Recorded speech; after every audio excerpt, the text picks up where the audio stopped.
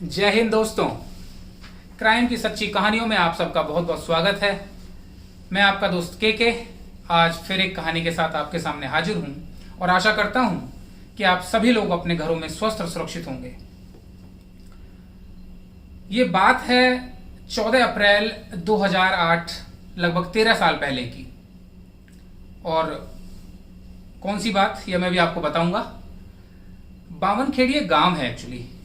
ये पड़ता है हसनपुर तहसील है, अमरोहा डिस्ट्रिक्ट, यूपी में। 14 अप्रैल 2008 की रात को एक घर में 7 लाशें मिली। एक औरत जिंदा थी, शबनम, बाकी 7 लाशें उस घर में थी। लाशों के नाम थे शौकत अली 55 साल, हाशमी 50 साल, अनीश 35 साल, अंजुम 25 साल, राशिद 22, राबिया 14 और एक अर्श था बच्चा, उसका 10 महीने की उसकी उम्र थी। उन सब की जैसे ही डेड बॉडियां मिली, हुआ क्या एक्चुअली कि सुबह सुबह ये लड़की शबनम बहुत जोर से चिल्लाई, हल्ला मचा। तो आस पड़ोस के लोग आए, उन्होंने गेट खोला तो देखा कि 7 लोग खाटों पर, उनकी गर्दनें कटी हुई थी। तो आनन फानन में हल्ला मच गया, हंगामा हो गया गांव में। तभी पुलिस आई तो पुलिस ने देखा, पुलिस ने सारी बॉडीज अपनी कवर की, अपने पास ले ली। इस लड़की शबनम का बुरा हाल, ये बेहोश हो गई थी और इससे ज़्यादा पूछताछ भी नहीं कर पाए। तो पहले एक दिन तो बहुत बुरा हाल रहा, पूरे गांव में मातम छा गया। अब चूंकि पुलिस का ये काम था तो सबसे पहले पुलिस ने घर में घुस करके छानबीन करनी शुरू की। उसने सभी लाशों को देखा, सबके गले लगभग एक कुल्हाड़ी जैसे किसी चीज से कटे हुए थे। उसके बाद उन्होंने जीने का दरवाजा देखा, वो छत पे भी गए। उन्होंने फिर एक बार शबनम से पूछा कि बेटा हुआ क्या था। तो शबनम ने बहुत ही धीरे अंदाज में उन्हें बताया कि कुछ लोग रात को छत के रास्ते घर में घुसे और मेरे सारे फैमिली मेंबर्स को मार दिया। उसके बाद फिर वही रोवाराट, घर में पूरे गांव में रोना मच गया। अब पुलिस के हाथ भी कोई सुराग उस समय लगा नहीं शुरू में। शबनम को जब उसको प्रॉब्लम हुई तो उसे अस्पताल में भी भेजा गया। अब अस्पताल में 2 बातें हुई। एक तो शबनम जब बेहोश हुई तो अस्पताल तो पहुंच ही गई। जब उसके टेस्ट हुए तो उसमें पाया कि वो प्रेग्नेंट थी और 7 महीने का उसके पेट में बच्चा था। अब ये बात जब पुलिस वालों को पता लगी तो उनके मन में फिर एक डाउट कि ये बच्चा कैसे है, अभी शबनम की शादी नहीं हुई है। इसी बीच जब ये बात फैली तो पूरे अमरोहा में फैल गई। अमरोहा में फैली तो फिर यूपी में इसकी आग लग गई। उस समय की जो मुख्यमंत्री थी वो थी मायावती। अब मायावती तक जब ये बात पहुंची, क्योंकि 7 आदमी एक घर में हत्या हो जाए, आप लगा लीजिए, तो बहुत बड़ी बात होती है अपने आप में। अब मायावती की तक ये जब बात पहुंची तो मायावती ने गांव में मायावती का आना हुआ सांत्वना देने के लिए। तो उस समय जो इसकी तफ्तीश कर रहे थे, एक होता है इन्वेस्टिगेशन ऑफिसर, आईयू जिसे बोलते हैं, तो वो थे एसएचओ आरपी गुप्ता। तो आरपी गुप्ता बहुत ही सुलझे हुए और बहुत ही एक्सपीरियंस्ड पुलिस वाले थे। तो आरपी गुप्ता के अंडर ये केस था।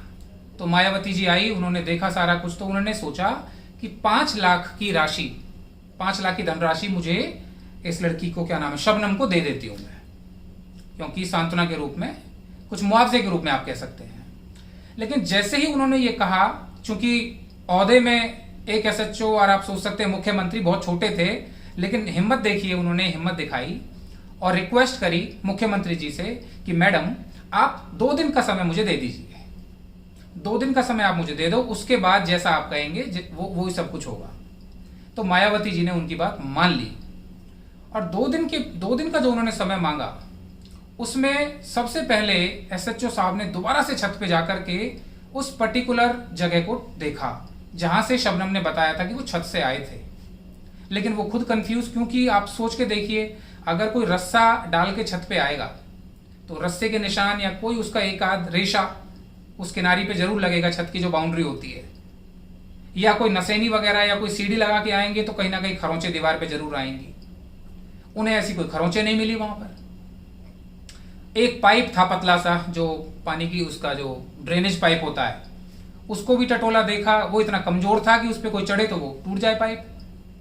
तो उनका थोड़ा सा शक गहराया, तो उन्होंने कहा कि नहीं नहीं बात कुछ और है। फिर उन्होंने कुछ सवाल पूछने शुरू कर दिए शबनम से अस्पताल से आने के बाद कि भाई तुम उस दिन कहाँ थी, तुम छत पे क्यों थी? तो शबनम ने कहा मुझे गर्मी लग रही थी इसलिए मैं छत पे चली गई। तो तुम फिर नीचे कब आई? कि जी शाम को, उस रात को थोड़ी थोड़ी बारिश होने लगी तो फिर मैं नीचे आ गई और मैंने नीचे आके देखा तो सारे मरे हुए थे। पर चूंकि रोवाराट बहुत ज्यादा था तो उन्होंने बहुत ज्यादा सवाल नहीं पूछे। कहानी में ट्विस्ट जब आया जब 7 की 7 बॉडीज का पोस्टमार्टम हुआ, और पोस्टमार्टम रिपोर्ट में क्या खुलासा होता है कि 6 लोग जो थे बच्चे को छोड़ के, उन सबको जहर दिया गया है और उसके बाद उनकी मृत्यु हो गई है और बच्चे का गला घुटने से मरा है। अब जब ये बात पुलिस तक आई तो पुलिस एकदम से कहानी पूरी पलट गई। तो उन्होंने फिर उससे सवाल पूछे कि भाई तुम एक जो बंदा मरा हुआ था, जब तुम ऊपर से नीचे आई तो तुम्हें क्या पता वो मरे हुए, चद्दर ओढ़े हुए थे? क्या तुमने सबको उगाड़ उगाड़ के देखा कि कौन मरा है कौन जिंदा है? फिर क्या था, फिर पुलिस उस गहराई तक लग गई। उसके बाद सबसे पहला काम जो आरपी गुप्ता थे, उन्होंने उसका फोन कलेक्ट किया और फोन में कॉल डिटेल्स चेक की कि उसने किस किस को कॉल की है। ये सबसे पहला सुराग होता है। अब जब ये फोन देखा तो उनके हाथ 2 बातें बड़ी लगी कि जो मौत का टाइम था 7 की 7 डेड बॉडीज का, उससे 5 मिनट पहले कॉल किया था शबनम ने सलीम नाम के किसी बंदे को, और जब डेड बॉडीज की जो डेथ का जो टाइम था उसके 5 मिनट बाद भी एक कॉल सलीम को जरूर गया था। तो पुलिस ने जब उसके फोन देखा तो उस दिन 55 कॉल की गई थी सलीम को उस नंबर से जो कि शबनम का था, और पूरे महीने में 900 कॉल। तो पुलिस का शक गहरा गया कि भाई सलीम भी कोई है। तो उन्होंने सलीम के बारे में पूछा और सलीम तक पहुंच गए। तो फिर बाद में उन्होंने पुलिसिया अंदाज में जब अपना सवाल जवाब किए तो सलीम पे रुका नहीं गया और उसने सारी सच्चाई बता दी पुलिस को कि किस तरह से वो घर में गए थे और किस तरह से उन्होंने लोगों को मारा था। अब चूंकि शबनम भी इसमें शामिल थी तो पुलिस वालों ने क्या किया, शबनम के सामने सलीम को रख दिया, बिठा दिया, और सलीम ने जब सच बोला तो बाद में शबनम ने भी क्लियर बातें बता दी कि उस रात क्या हुआ था, कैसे हुआ था। तो उसने क्या बताया कि वो सलीम से प्यार करती थी और सलीम से शादी करना चाहती थी, पर चूंकि उसके पिताजी इस चीज के पक्ष में नहीं थे क्योंकि वो एक पढ़े लिखे फैमिली से थी, फादर भी उसके लेक्चरर थे, टीचर थे स्कूल में, सॉरी, और शबनम ने भी डबल MA किया हुआ था, और वो इसलिए खुश नहीं थे क्योंकि सलीम पढ़ा लिखा लड़का नहीं है, और इसको ये बात मालूम थी कि किसी भी हालात में इनकी शादी नहीं होगी। और इसी बीच ये प्रेग्नेंट हो गई शादी से पहले। तो इनको डर लगा कि अब तो इस हालात में बिल्कुल मेरी शादी नहीं हो सकती और हो सकता है कोई हंगामा ज्यादा बड़ा हो जाए, कोई बदनामी हो जाए। तो इसने क्या किया, ये विडंबना देखिए, कहते ना जिसकी मौत आनी है उसको रोक नहीं सकता। इसके जो दोनों भाई थे वो उस दिन जा रहे थे घर से बाहर अपने दूसरी जगह किसी काम से, लेकिन शबनम ने यह कहकर उनको बुला लिया कि भैया आज रात और रुक जाओ, तुम कल सुबह चले जाना। वो रुक गए, शाम तक अच्छे बैठे रहे, पहले खाना खाया और रात को शबनम ने सभी को चाय पिलाई और चाय में जहर मिला दिया। अब जहर जब चाय में मिला दिया तो छोटे बच्चे ने वो चाय नहीं, क्योंकि छोटे बच्चे चाय पीते नहीं, ज्यादा दूध पीते हैं, तो चाय पी करके वो 6 के 6 लोग मारे गए। उसके बाद शबनम क्या करती है, इसने कॉल किया सलीम को, सलीम घर में आ गया। सलीम घर में जब आ गया तो बारी बारी से सलीम ने कुल्हाड़ी से, क्योंकि वो पहले ही मरे हुए थे, पर चूंकि इन्हें कहानी इस तरह से दिखानी थी कि बाहर से कोई आया और वो मार के चला गया, तो सलीम ने बारी बारी कुल्हाड़ी से सबके गले पर वार किए और सबकी गर्दनें लगभग काट ही दी थी। बच्चे को इन्होंने गला घोट के मार दिया था उस समय तक, और सलीम मार के चला गया, जो बयान आए शबनम के पुलिस के सामने। और बाद में शबनम ने यह भी इकरार किया इस चीज का कि जब सलीम चला गया तो उसको ऐसा लगा बाद में उस बच्चे में थोड़ी हलचल थी, जो 10 महीने का बच्चा था। तो उसने सलीम को फिर कॉल किया कि सलीम ये बच्चा बच गया है, तो इसे और मार दो। तो सलीम ने क्लियर मना कर दिया कि भाई अब मैं नहीं आ रहा, तुझे जो मारना तू मार दे। तो शबनम कहती है कि मैंने अपने हाथों से उस 10 महीने के बच्चे का गला दोबारा से घोटा, और जब तक उसकी बॉडी ठंडी नहीं हो गई, जब तक मैं उसे बिल्कुल मार ही दिया था मैंने उसे। जब ये बयान आए तो पूरे गांव में हड़कंप मच गया और सरकार तक ये बात पहुंची। पुलिस कस्टडी में दोनों को ले ही लिया गया। उसके बाद आप जानते ही हैं, कोर्ट में ये केस गया। कोर्ट में ये केस जाने के बाद लोअर कोर्ट ने शुरू में ही, क्योंकि बहुत जघन्य अपराध, आप सोच के देखिए, एक घर में एक ही रात में 7 लाशें, एक बंदा मतलब 7 आदमियों को मार दे, तो कितना बड़ा ये क्राइम हो जाएगा अपने आप में। कोर्ट ने इसे जघन्य, बिल्कुल घिनौना अपराध करार दिया, और आखिरकार इन दोनों को लोअर कोर्ट ने फांसी की सजा सुनाई। लोअर कोर्ट ने जब फांसी की सजा सुना दी इन्हें, तो आप जानते हैं हमारे भारत का जो न्यायपालिका जो सिस्टम है, उसमें यही है कि अगर लोअर कोर्ट आपको कोई डिसीजन दे दे तो उसके बाद आप हाई कोर्ट में जा सकते हैं, फिर आप सुप्रीम कोर्ट तक भी जा सकते हैं। और ऐसा ही हुआ, इन्होंने अपील करी अगले कोर्ट में, वहां भी बात पहुंची, पर चूंकि ये पहले से ही सारी चीजें क्लियर हो गई थी। आरपी शर्मा का तो ये भी कहते हैं कि ज्यादातर कोर्ट में क्या होता है कि फटकारी लगती है लोगों की, पुलिस की, लेकिन आरपी गुप्ता के केस में जज ने बाकायदा उनका नाम लेकर के उनकी तारीफ की थी कि तुमने बहुत ही जल्दी समय में एक केस का निपटारा कर दिया। उसके बाद होना क्या था, हाई कोर्ट ने भी मना कर दिया, उनकी फांसी की सजा बरकरार रही, और फिर उनको सुप्रीम कोर्ट ने भी फांसी की सजा उनकी मुकर्रर रखी। आखिर आपको पता ही है, अगर सुप्रीम कोर्ट किसी को फांसी दे दे तो उसके बाद मर्सी पिटीशन, जिसे कहते हैं दया याचिका, वो राष्ट्रपति के पास भेजी जा सकती है। तो इनके वकील ने दया याचिका 2015 में राष्ट्रपति जी के पास भेजा था। उस समय राष्ट्रपति ने भी क्लियर मना कर दिया था कि इस जघन्य अपराध के लिए कोई क्षमादान नहीं है, और उनकी फांसी की सजा मुकर्रर रखी। अब कमाल देखिए, 2015 में ही इनके खिलाफ डेथ वारंट इशू हो गया था। डेथ वारंट एक कागज होता है लिखा हुआ, जिसमें क्लियर लिखा होता है कि इस दिन इनको फांसी होनी है। लेकिन थोड़ी सी गड़बड़ ये हो गई थी 2015 में कि जो डेथ वारंट आया था उसमें ना तो टाइम था ना डेट लिखी हुई थी, कि ये लिखा था कि इनको फांसी होगी। इस कारण से कुछ कागजी पेच ऐसा फंसा कि उस समय फांसी से ये लोग बच गए। जेल में एक ये भी प्रावधान था कि जब ये शबनम जेल में थी, तो जैसे मैंने कहा 7 महीने की गर्भवती थी, तो इसने एक बच्चे को जन्म दिया।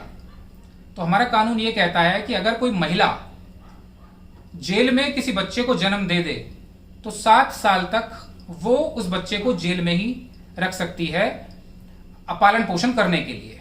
लेकिन 7 साल के बाद उसे वो बच्चा किसी और को, अगर कोई उसे अडॉप्ट करना चाहे वो, या उस बच्चे का कोई पालन करना चाहे, उसे देना होता है। 7 साल के बाद बच्चा जेल में नहीं रहता। तो शबनम का जो बेटा है उसका नाम है मोहम्मद तेज। अभी उसकी उम्र 12 साल है।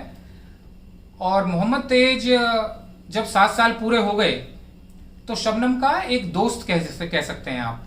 किसी समय में शबनम जब स्कूल में टीचिंग करती थी तो शबनम ने उस दोस्त को मदद के रूप में कुछ पैसे की मदद की थी। बाद में उनकी अच्छी दोस्ती हुई और दोस्ती को निभाते हुए उन्होंने उस बच्चे को गोद लेने का निश्चय किया और 7 साल बाद उन्होंने उस बच्चे को अपने पास रख लिया। ये सोच करके, उस समय तो यही सोचा था कि हम इसकी माता के बारे में इसको कभी नहीं बताएंगे, लेकिन बाद में धीरे धीरे, आजकल आप जानते हैं सोशल मीडिया का टाइम है, इंटरनेट हर जगह है, बच्चा भी 12 साल का हो गया है, तो ये धीरे धीरे बच्चे को पता लग गया था कि मेरी माता जी ने ऐसे किया था, वो जेल में है।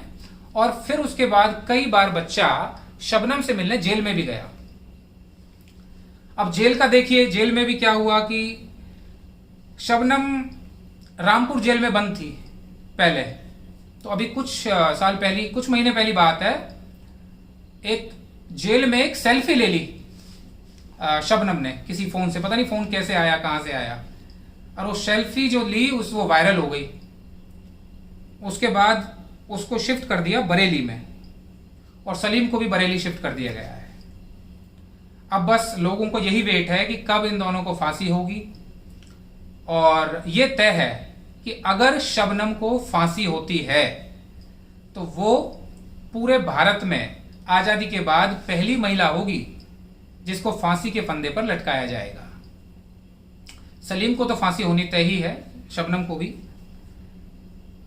अब कई बार ये भी सुनने में आया है कि सलीम का तो ये तक भी कहना था, इनके ये देखिए सोच का विषय है कि अपराधियों का डर ही गायब हो जाता है। देखिए जेल में बंद है सलीम और उसका ये एक वाक्य आया था कि देखिए अभी हमारा कुछ नहीं होगा, अभी तो भारत की न्यायपालिका बहुत लंबा समय लगाएगी, अभी हमें कई वर्ष लग जाएंगे ये करने में कि हमारी फांसी जब तक हो। और अभी कुछ महीने पहले ये तय हो गया है, अभी फिर चर्चाएं जोरों पर हैं कि शबनम को फांसी होगी। बाकायदा बिहार से फांसी के फंदे मंगवा लिए गए हैं और एक पवन जल्लाद जिसको पूरी दुनिया जानती है, जब से उसने निर्भया के जो दोषी थे 4 गुनहगार उनको इकट्ठा एक साथ, वो भी पहली बार वाकया हुआ पूरे देश में कि जब 4 लोगों को एक साथ खड़े करके फांसी लगाई गई, वो पवन जल्लाद ने लगाई थी। तो पवन जल्लाद को फिर से इस चीज के लिए तैयार है। बक्सर एक जगह है बिहार में, बक्सर से बक्सर जेल है बड़ी, वहां से ये फंदे मंगवाए गए हैं, टेस्ट कर लिया गया है। अब बस किसी भी समय, किसी भी दिन, किसी महीने में भी, क्योंकि दोबारा मर्सी पिटीशन खारिज हो चुकी है। हालांकि इस बच्चे ने, जो मोहम्मद तेज है, उसने रामनाथ कोविंद जो हमारे राष्ट्रपति जी हैं माननीय, उन तक भी अपनी अर्जी पहुंचाई है कि मेरी माता जी को आप छोड़ के मृत्युदंड से आजीवन कारावास कर दीजिए। अब उनका फिलहाल तक तो खारिज है, बस अब केवल इसी चीज का वेट है कि कब ये डेथ वारंट आता है। और डेथ वारंट अगर आ गया और उस पर डेट और समय निश्चित हो गया तो फिर कोई ताकत ऐसी नहीं है जो शबनम और सलीम की फांसी को रोक सके। तो दोस्तों आज की यही कहानी थी और इस कहानी से देखिए, क्राइम की कहानी हो या कोई मॉरल कहानी हो, सीख तो हमें मिलती है। वो हमारा नज़रिया होता है कि हम उस कहानी को किस अंदाज में सुनते हैं, किस अंदाज में सोचते हैं, किस अंदाज में लेते हैं। पर मेरी मानिए और मेरी सुनिए तो मुझे तो यही सीख मिली कि हमें अपने ऊपर काबू रखना चाहिए, संयम रखना चाहिए, संतोष रखना चाहिए और किसी भी परिस्थिति को बड़े ही तरीके से हैंडल करना चाहिए, ना कि इस तरह का घिनौना अपराध करके। और खासकर एक महिला का जब नाम किसी अपराध में आता है तो दांतों तले उंगलियां दब जाती हैं, बिल्कुल ये लगा लीजिए हैरान हो जाते हैं हर इंसान। तो यही मेरी आज की कहानी थी। मुझे पूरी आशा है कि आपको मेरी कहानी अच्छी लगी होगी और मेरी आपसे ये भी गुजारिश है कि अगर आप किसी भी शख्स के ऊपर, किसी क्राइम के ऊपर कहानी सुनना चाहते हैं तो उसके बारे में मुझे लिखिए, मुझे बताइए। मैं कोशिश करूंगा उनकी पूरी डिटेल निकाल कर आपको कहानी सुनाने में। और यही इसी सोच के साथ मैं आज की इस कहानी का एंड करते हुए आप सबसे विदा लेता हूं। कल फिर मिलेंगे एक नई कहानी के साथ। आप खुश रहिए, सुखी रहिए और आप अपना बचाव रखिए। बहुत बहुत शुक्रिया।